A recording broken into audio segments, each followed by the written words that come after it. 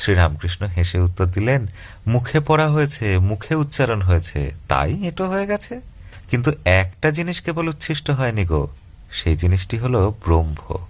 ব্রহ্ম যে কি আজ পর্যন্ত কেউ মুখে বলতে পারেনি।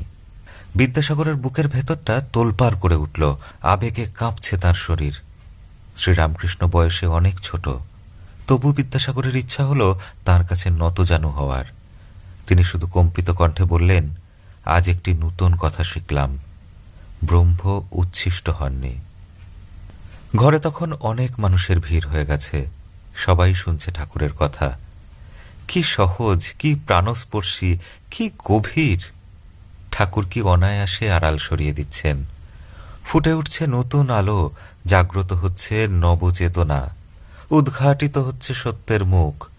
শ্রীরামকৃষ্ণ বললেন, এবার একটা গল্প বলছি শোনো। এক বাপে